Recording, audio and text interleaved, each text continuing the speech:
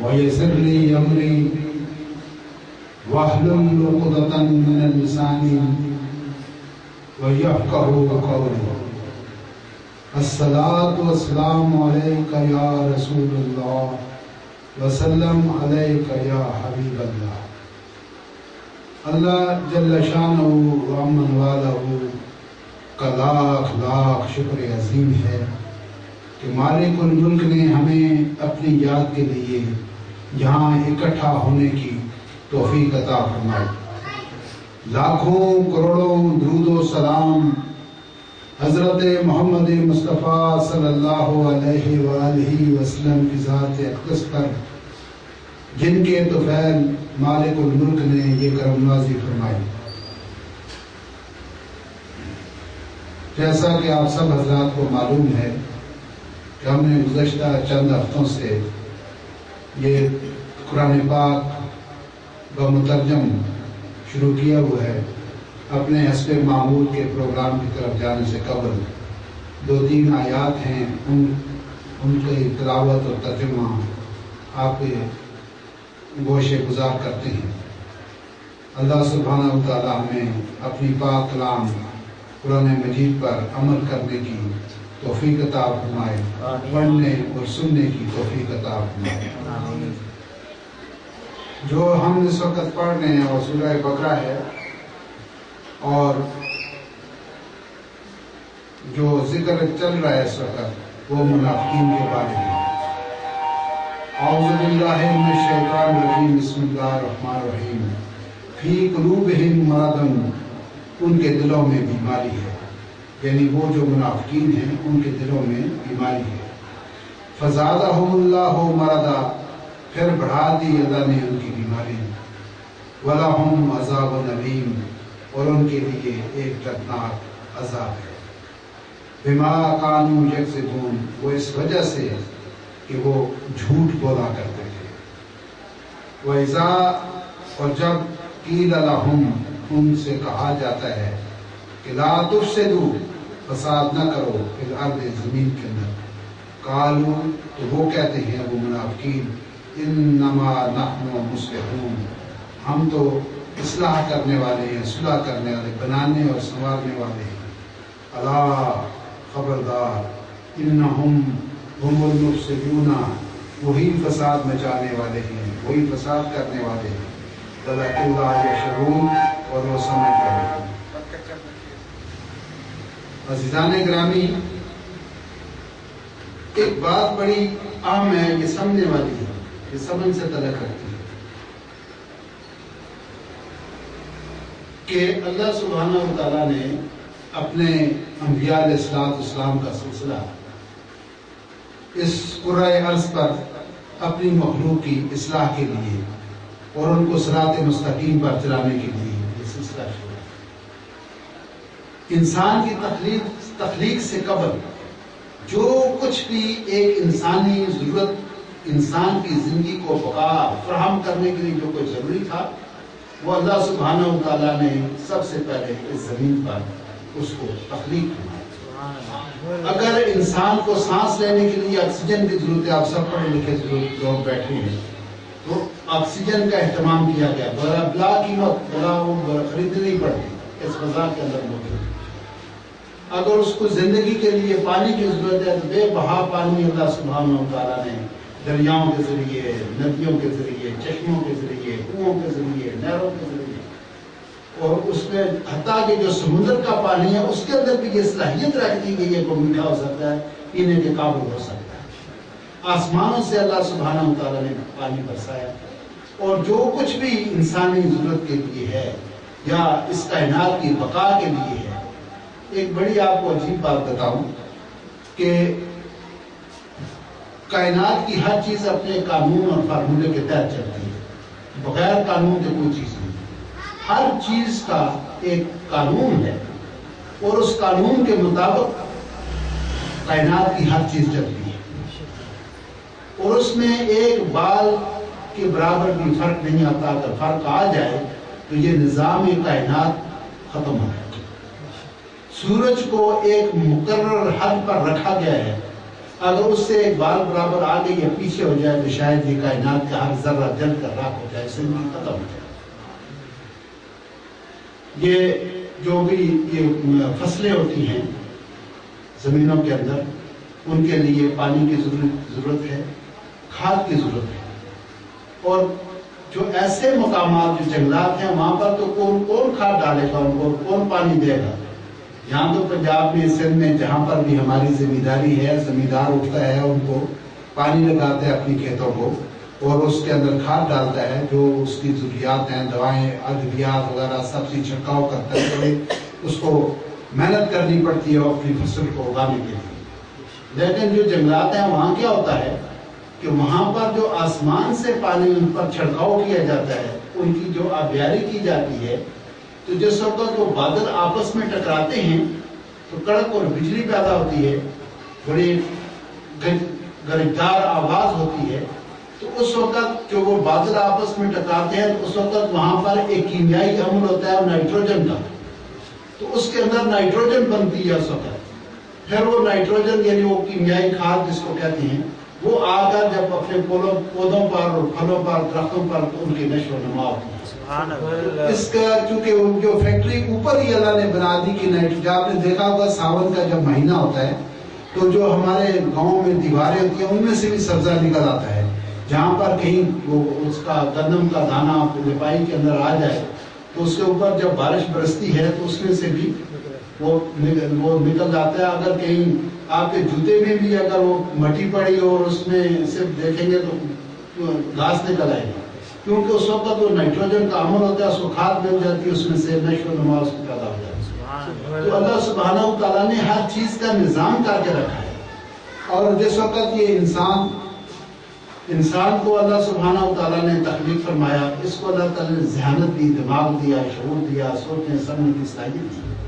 اب وہ ہر آدمی اپنے دماغ سے کام لیتا تھا، جو جیسا اس کے دماغ میں آئی ویسا اس نے کر دیا۔ تو اس میں معاشرے کے اندر یگانگت اور مساوات پیدا نہیں ہوتی، کوئی مشرق کو جا رہا ہے، کوئی مغرب کو جا رہا ہے، ان کے اندر اتحاد اور اتفاق اور ایک لائن، ایک سمت متعین نہیں ہے، ڈسپلن ان کے اندر پیدا نہیں ہوتا، ڈسپلن۔ تو ڈسپلن جو ہے وہ انتہائی ضروری ہے۔ تو اللہ سبحانہ و تعالیٰ نے پھر انسانوں کی ہدایت کے لیے آسمانی کتابیں نازل فرمائیں اور ان کے ساتھ اپنے پیغمبر اتارے، جنہوں نے آ کر اللہ تعالیٰ کی ان تعلیمات پر، ان ہدایات پر، ان کتابوں پر پریکٹیکلی کر کے دکھایا۔ اس لیے پیغمبر کی ضرورت پڑی کہ وہ آپ کو عملاً کر کے بتائے۔ مثلا اگر قرآن میں ہم پڑھتے ہیں، قرآن میں لکھا ہے اقیموا الصلاۃ وآتوا الزکاۃ، نماز پڑھو، نماز قائم کرو، پڑھو نہیں بلکہ قائم کرو، نماز قائم کرو اور زکات دو۔ اب وہ نماز کو قائم کیسے کرنا ہے، کیسے وضو کرنا ہے، کیسے کعبے کا تعین کرنا ہے، کیسے جماعت کرنی ہے، کیسے صف بندی کرنی ہے، رکوع کیسے ہوگا، سجود کیسے ہوگا، قاعدہ کیسے ہوگا، قیام کیسے ہوگا، تو وہ ایک جو پیغمبر ہیں وہ کر کے بتاتے ہیں کہ ایسے اللہ اکبر تکبیر تحریمہ کہنی ہے، ایسے ہاتھ باندھنا ہے، ایسے رکوع ہوگا، ایسا سجود ہوگا۔ تو اس کے بعد اگر ذکر آ گیا آتوا الزکاۃ، زکات ہو، تو زکات کتنی مالیت پر کتنی دینی ہے، کس کو دینی ہے، کب دینی ہے۔ تو یہ ساری چیزیں جو ہیں، جہاد کا اگر حکم ہے تو جہاد کیسے کرنا ہے، اگر حج کا حکم ہے تو اللہ کے گھر کا طواف کیسے کرنا ہے، کہاں سے سٹارٹ کرنا ہے، کہاں ختم کرنا ہے، صفا مروہ سعی کیسے کرنی ہے، اس مزدلفہ میں اور میدان عرفات میں یہ کیسے کرنا ہے۔ تو جو کچھ بھی حج کے مناسک ہیں وہ بھی اللہ کے پیغمبر نے کر کے ہمیں بتایا۔ بات آ رہی سمجھ میں؟ تو وہ جو پیغمبر ہوتا ہے وہ آپ کے امت کے سامنے ڈیمانسٹریٹ کرتا ہے، اس کا عملی مظاہرہ کرتا ہے، تو اس کو دیکھ کر دوسرے جو ان کی امت ہوتی ہے اس پر بھی عمل پیرا ہو جاتی ہے۔ بات آ گئی سمجھ میں؟ اب یہ جو قرآن حکیم ہے یہ اللہ سبحانہ و تعالیٰ کی بھیجی ہوئی کتاب ہے، ہماری رہنمائی کے لیے، ہماری رہبری کے لیے، ہمارے عمل کے لیے، ہمارے پڑھنے کے لیے۔ اور یہ جو اللہ کی کتاب ہے یہ آقا دو جہاں کے سینہ انور پر نازل ہوئی، اتری، جبرائیل آمین دے کے آئے. یہ کلام ہے اللہ کا لیکن زبان ہے محمد مصطفیٰ. یہ آقا دو جہان کی زبان سے نکلے ہوئے یہ سارے الفاظ. اور اس کا اعجاز یہ ہے، اس کتاب کا کمال یہ ہے کہ یہ قیامت تک رہے گی. اس کے اندر کوئی رد و بدل زیر زبر کا نہیں ہو ہی نہیں سکتا، کیونکہ اس کی ذمہ داری اللہ سبحانہ و تعالیٰ نے خود لی. اللہ نے کہا کہ نحن نزلنا، ہم نے اس ذکر کو اتارا، اس قرآن کو اتارا اور ہم ہی اس کے محافظ ہیں. آج 1400 سال گزر گئی ہیں، لیکن 1400 سال پہلے بھی یہی کتاب تھی اور آج بھی 1400 سال کے بعد بھی یہی ہے. انشاءاللہ یہ 14 ارب سال گزر جائیں گے پھر بھی یہی ہے. سبحان اللہ. اور یہ جو کتاب ہے یہ ہر آدمی کے لیے انفرادی طور پر ہے کہ اس کو آپ پڑھیں اور اس کے جو معنی اور مطالب ہیں وہ آپ کے اوپر خود بخود منکشف ہو جائیں گے، خود بخود منکشف ہوں. اس کا مطلب ہے اس میں کچھ لوگوں کو غلط فہمی ہے کہ یہ اس زمانے کے یہ جو ذکر چلتے ہیں یوسف کا ہے یا ایوب علیہ السلام کا ہے، پیغمبروں کی نسبت سے جو موسیٰ اور فرعون کا جو واقعہ ہے، یہ جو کچھ بھی ہے، نمرود کا ہے یا شداد کا ہے جس نے جنتیں بنائی تھیں، یہ شاید وہ قصے کہانی نہیں ہے. اس کے ایک ایک حرف کے اندر 7 سمندر اس کے اندر بند ہے. ایک حرف کے اندر مولانا روم فرماتے ہیں کہ قرآن کا جو ایک حرف ہے اس کے اندر 7 سمندر پنہاں ہے. اس کے اندر معنی مطالب. اور یہ نہیں کہ منافقین کا جو قصہ ہم نے اتنی پیچھے سے بات کر کے میں اس لیے آیا ہوں کہ وہ منافقین نہیں تھے جو حضور کے زمانے میں تھے، بلکہ یہ منافقین ہر دور میں، ہر زمانے میں، ہر شہر میں، ہر محلے میں، ہر گاؤں میں، ہر گھر میں یہ موجود رہتے ہیں اور یہ رہیں گے. آپ نے سمجھ لیا؟ یہ نہیں کہ جی یہ جو ذکر ہے یہ اس زمانے میں جو آقا دو جہان کے زمانے میں منافقین تھے یہ ان کا ذکر ہے، کیا آج کل نہیں؟ پہلے یہ سمجھے. اس لیے آپ پڑھ رہے تھے تو میرے ذہن میں فوراً امریکہ کا ذکر آ گیا کہ وہ کہتا ہے کہ میں علمبردار و ایمانداری کا صاحب سے زیادہ ظلم وہی کر رہا ہے، تو ان منافقین کا فوراً میرے ذہن میں آ گیا. آج بھی وہی لوگ منافقین موجود ہیں، کل بھی ہوں گے، 1000 سال بعد بھی ہوں گے، 100 سال بعد بھی ہوں گے. یہ 7 سال سے چلتے رہتے ہیں. اور یہ بڑا عام سبجیکٹ ہے، بڑا یہ ایک باریک اور بڑا پیچیدہ اور بڑے یہ سمجھنے سے تعلق رکھتا ہے. منافقت کہتے جیسے ہیں، یہ پہلے بھی میں نے بتایا تھا کہ آپ کے جو قول اور فعل میں تضاد ہو اس کو منافقت کہتے ہیں. جو قول میں اور فعل میں تضاد ہو اس کو منافقت کہتے ہیں. دل میں اور ہو، زبان پر اور ہو تو یہ منافقت ہے. تو کیا آپ ایسے لوگ آج کل نہیں دیکھتے؟ آپ اپنے دفتروں میں، اپنی فیکٹریوں میں، اپنے کاروبار میں، اپنے بزنس میں نہیں دیکھتے آپ لوگ کہ جو ہم سے وہ کہتے کچھ ہو رہے اور کرتے کچھ ہو رہے؟ جو ہم سے یہ وعدہ کر جاتا ہے جی یہ میں آپ سے یہ چشمہ لے رہا ہوں، اس وقت میرے پاس پیسے نہیں ہیں، میں آپ جو پہلی تاریخ آئے گی آپ کو دے دوں گا، تو کیا وہ پہلی تاریخ لا کے دیتی؟ نہیں دیتی. بڑے ہم بھی پریکٹیکل ہیں، سارا دن ہمارے پاس لوگ آتے ہیں، ڈیل کرتے ہیں، ہمارے بھی 60 سال پر ہے، اباؤٹ 60+ ہماری عمر ہے.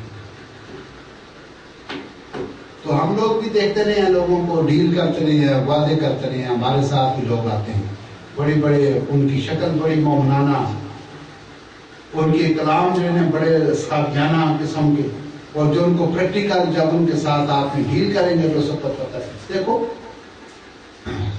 سیدنا عمر رضی اللہ تعالیٰ عنہ کے زمانے میں ایک شخص گواہی کے لیے آیا، تو سیدنا عمر رضی اللہ تعالیٰ نے پوچھا کہ تم اس شخص کو جانتے ہو؟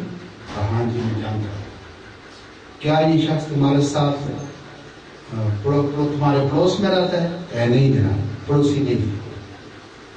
کہا اس کے ساتھ کبھی سفر میں تم رفاقت کی ہے؟ ہم سفر ہوئے ہو کہیں کراچی سے اسلام آباد لاہور کبھی سفر کیے؟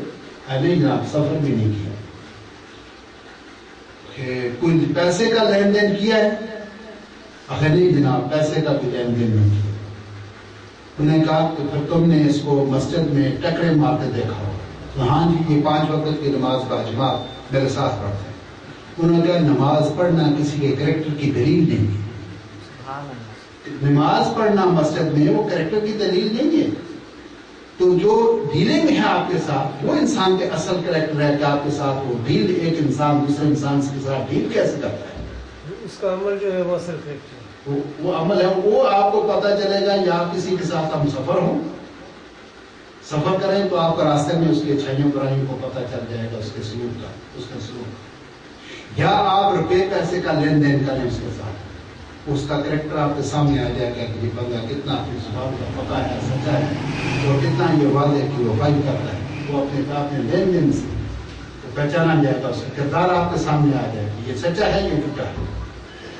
بات آئی میری سمجھ نہیں بات. اور تیسری آپ کے پڑوس میں رہتا ہے.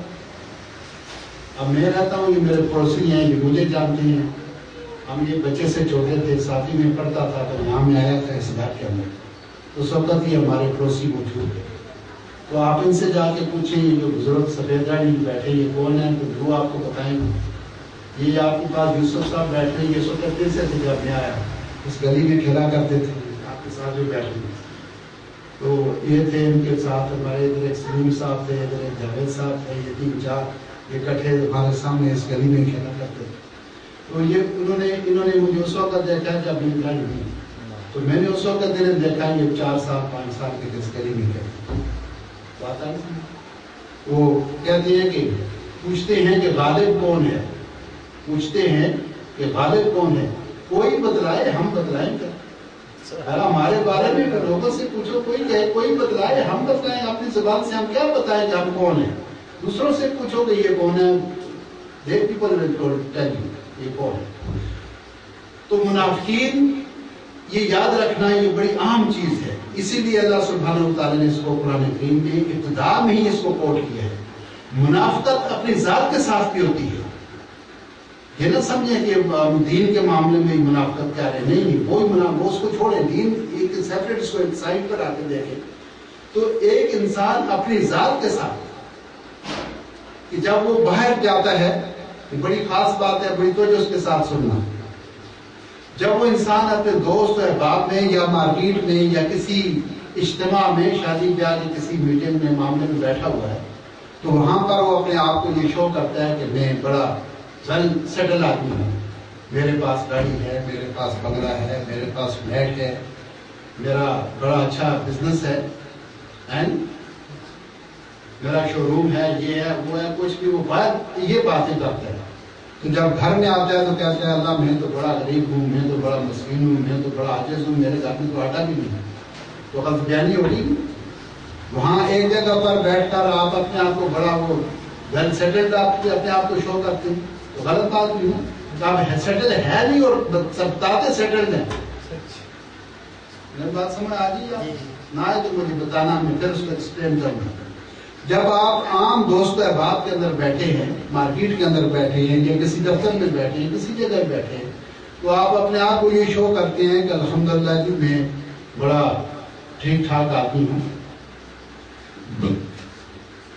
میرے پاس شو روم ہے, میرے پاس اپنی گاڑی ہے, میرے پاس اپنا گھر ہے, میری تھوڑی سی زمین بھی ہے اسمبلی میں, میرے 4 بھائی ہیں, ایس پی ہے, آئی جی ہے, پولیس میں میرے جو خالو ہیں وہ کرنل ہیں. تو وہ آپ اپنے آپ کو جو باہر بتا رہے ہیں آپ وہ ہے نہیں, اور بتا رہے ہیں اپنے آپ کو, اپنی بڑائی وہاں پیش کر رہے ہیں. اور جب آپ تنہا ہوتے ہیں تو اس وقت آپ بیٹھ کے رو رہے ہوتے ہیں, مولا میں کیا کروں, میرے گھر میں تو آٹا بھی نہیں ہے, میرے پاس تو بجلی دینے کے لیے بل بھی نہیں ہے, کل یہ گیس بھی کٹ جائے گی, اس کے لیے پیسے نہیں. تو یہ ہوگی نا دھوکھا پن. تو یہ کیا ہے, یہ اپنے آپ کو دھوکا کرے. یہ منافقت کسی اور کے ساتھ نہیں, اللہ اور اس کے رسول کے ساتھ یا دوست احباب کے ساتھ نہیں, یہ اپنی ذات کے ساتھ. تو آج کل دیکھا یہ گیا کہ لوگ اپنی ذات کے ساتھ بھی منافقت کرتے ہیں. بات آگے سمجھ زیادہ. اور کچھ لوگ جا کے نمازیں پڑھتے ہیں یا مسجدوں میں جا کے بڑی دیر تک صلاۃ تسبیح وغیرہ پڑھتے ہیں, لیکن ان کے دل میں عشق و محبت اور صداقت اور اخلاص نہیں, تاکہ لوگ مجھے اچھا جانیں اور اچھا سمجھیں اور مجھے نمازی اور پرہیزگار سمجھیں.